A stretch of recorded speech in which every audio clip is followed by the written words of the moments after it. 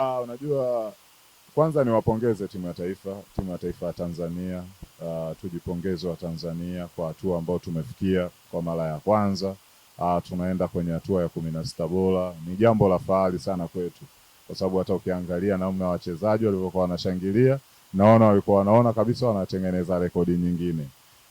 Tumepata nafasi ya kwenda best loser. Sitakuwa mchoyo, lazima nipongeze benchi la ufundi kwa kazi ambayo wameifanya. Hata kama tumeenda kwa pointi 2, lakini kuna kitu wamekiongeza ndani ya timu ambayo imekuwa hairuhusu magoli mengi, timu ambayo ilikuwa ukiifunga na yenyewe lazima itarudisha, timu ambayo inaweza kukutangulia wakati wowote. Ni kitu kizuri sana kwa benchi la ufundi. Ile plani walioitengeneza, nadhani ile plani imekliki. Niwapongeze wachezaji kwa kumsikiliza Mwalimu Gamondi vizuri na kusikiliza benchi lote la ufundi na kufanya kile ambacho kilikuwa kinahitajika na benchi la ufundi. Pia niipongeze serikali ya Tanzania, nimpongeze rais pamoja na naibu waziri Paul Makonda ambaye yupo kule Morocco.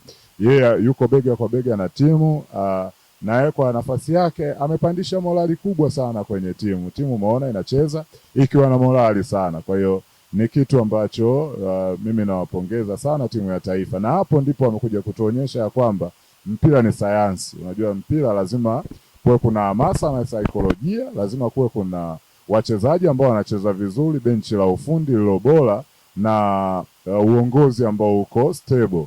Ukishapata hivyo vitu vinne, lazima upate timu ambayo inaenda uwanjani na inaenda kushindana. Nikirudi kwenye nadharia ya mchezo wenyewe, tumepata best loser, tunaenda kwenye playoff na mechi yetu tunacheza tarehe 4 na dhidi ya Morocco. Ukiangalia huu mchezo unaona kama umeegemea upande mmoja, lakini kwenye makaratasi lolote linaweza likatokea. Ukija kuangalia ndani ya kiwanja umeegemea upande mmoja. Kwa nini umeegemea upande mmoja? Katika mechi 5 ambazo zimepita tulizokutana na Morocco hatujamfunga. Mechi zote Morocco yeye ameweza kutuadhibu. Kwa hiyo hiko ndo kitu ambacho kinamfanya Morocco awe favorite sana kwenye huo mchezo. Lakini sisi kama Tanzania kuna kitu kimeanza kubadilika.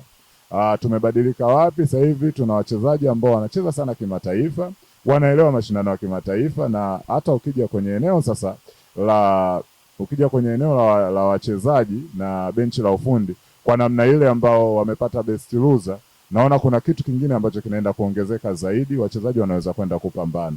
Lakini ukiangalia rekodi unaona kama rekodi zinaweza kutusaliti wa Tanzania. Kwa nini zinatusaliti? Mechi 5 tumepoteza, na sisi mechi ambayo tuliweza kushinda, tulishinda mwanzoni mwa mwaka 2010. Mwanzoni mwa ile miaka tuliweza kumfunga goli 3-1 timu ya Morocco. Baada ya hapo hatujawahi kupata matokeo mazuri dhidi ya Morocco. Kwa hiyo rekodi zinaonyesha kuwa sisi tumemfunga mara moja tu, lakini yeye ametufunga zaidi ya mara 5. Kwa hiyo tunaenda kucheza na mtu ambaye mara 5 zaidi ya mara 5 ametufunga. Ukija kwenye mashindano yote sisi tuna mechi karibia 9 hatujapata matokeo ya ushindi, lakini unazungumza unakutana na Morocco ambaye ana mechi 9 amepata matokeo ya ushindi. Kwa hiyo unaanza kupima uzito wa mechi namna ulivyo, na unaanza kupima ile kazi ambayo Miguel Gamondi natakiwa kaifanye kwenye kiwanja cha mazoezi ili iweze kuleta matokeo bora. Inaanzia hapo kwenye rekodi. Lakini ni kitu gani kingine ambacho Morocco wanakuwa wanajivunia sana endapo wanakutana na timu ya Taifa Stars? Unajua Morocco, ukiuliza kwa nini kuna kitu wanajivunia, mimi naweza nikakwambia kitu kimoja. Unajua Morocco wana professional player wengi ambao wengi wanacheza nje ya nchi. Ukiangalia kile kikosi unaona wakina Brahim Diaz ambao yuko Real Madrid, unaona wakina Achraf Hakimi PSG, unaona wakina Hakim Ziyech. Unaona kuna kitu ambacho ndani ya Morocco kuna kimeongezeka.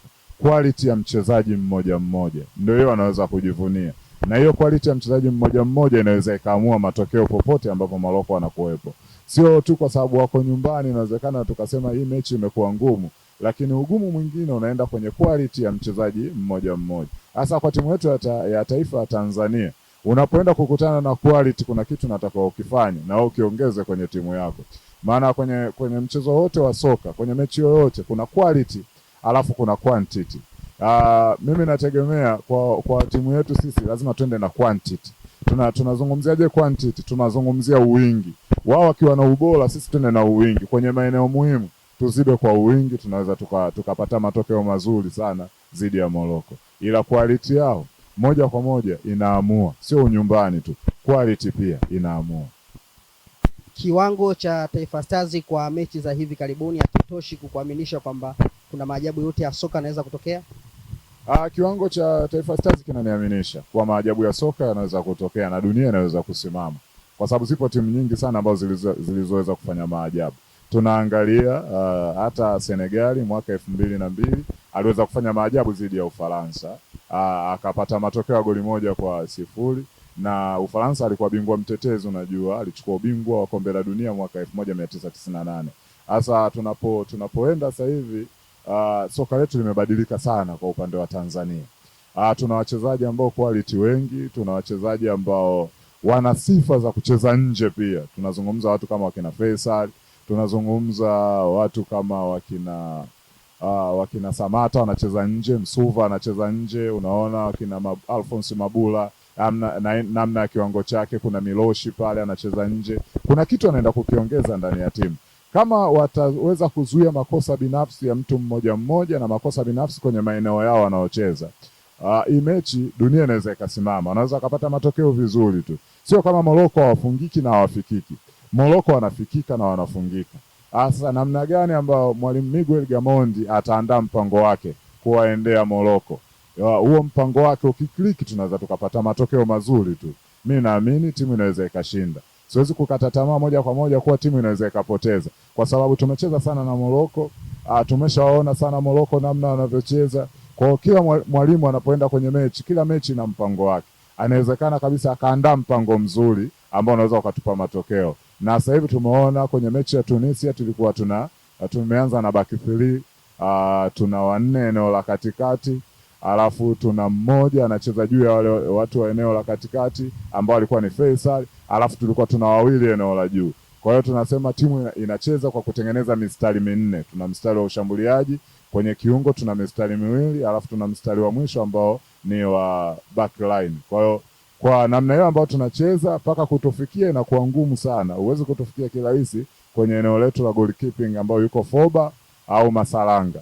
Kwa hiyo kama wataenda na mpango mzuri, Morocco kazi watakuwa nayo.